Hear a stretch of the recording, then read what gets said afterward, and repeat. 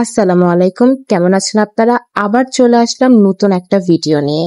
চলে গিয়েছিলাম গুলশানের আলোকে সেন্টারে নতুন একটা ইভেন্ট এনজয় করতে। যেহেতু ইভেন্টটি ছিল গ্রিন হাউস, ক্লাইমেট, এনভায়রনমেন্টের রিলেটেড, তাই সবকিছুই ওইটার কানেক্টই পাচ্ছিলাম। বাট আমার কাছে আলোকে সেন্টারটা পার্সোনালি অনেক ভালো লেগেছে। স্পেশালি আমরা মেয়েরা তো একটু ফটো টটো বেশি তুলি ওয়াশরুমে, কিন্তু ওনাদের ওয়াশরুমটা গাছপালা দিয়ে এত সুন্দর করে সাজানো, যেখানে অন্যান্য সেন্টার গুলাতে ওয়াশরুম গুলা অনেক বেশি কজি হয়, কিন্তু ওনাদের এই সিম্পলিসিটিটা আমার কাছে প্রচুর ভালো লেগেছে।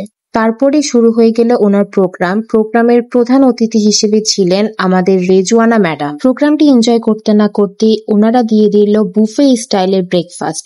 জি হ্যাঁ, দেখুন, দেখতে কিন্তু একদম বুফে স্টাইলের মনে হচ্ছে, তাই না?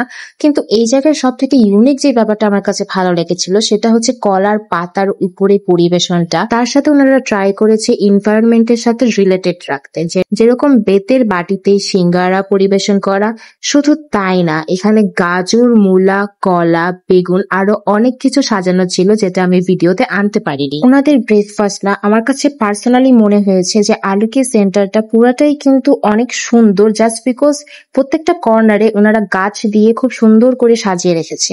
এরপরে চলে গেলাম ওনাদের আর্ট গ্যালারিতে, যেখানে ছিল আমাদের বাংলাদেশের গ্রামীণ জীবনের কিছু সুন্দর সুন্দর ছবিগুলো আমি বেশ এনজয় করছিলাম। পার্সোনালি এই ছবিটা আমার কাছে অনেক ভালো লেগেছে। আমার মনে হয় ওনার হাতে যেটা, এটা শামুক। আপনাদের কি মনে হয় কমেন্টে কিন্তু অবশ্যই জানাবেন। এরপরে দেখেন, আপনাদেরকে বলেছিলাম না যে আলোকি সেন্টারের প্রত্যেকটা কর্নারই ওনারা গাছপালা দিয়ে কত সুন্দর করে সাজিয়ে রেখেছে। দেখেন, আমি এতটুকু তো শিওর দিয়ে বলতে পারবো, গুলশানের মতো পশ এরিয়া অথবা ঢাকা শহরের কোন সেন্টারে এত সুন্দর করে প্রত্যেকটা কর্নারে গাছপালা দিয়ে সাজিয়ে রাখে না। প্রবেশ পথেই ওনারা রেখেছিল অনেক টাইপের স্টল, যেরকম ফার্স্ট স্টলে আমরা দেখলাম যে মেহেদি ছাড়া তো উৎসব হয় না।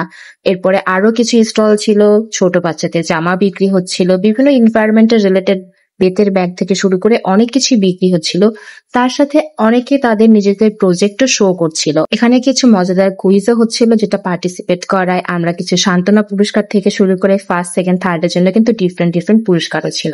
এই জায়গাটা ঘুরে ঘুরে দেখতেও অনেক ভালো লাগছিল। যেমন দেখেন, তিসার বাটি, মগ থেকে শুরু করে ঘর ঝাড়ু দেওয়ার জিনিস, আমাদের কৃষকের মাথার টুপিও ছিল।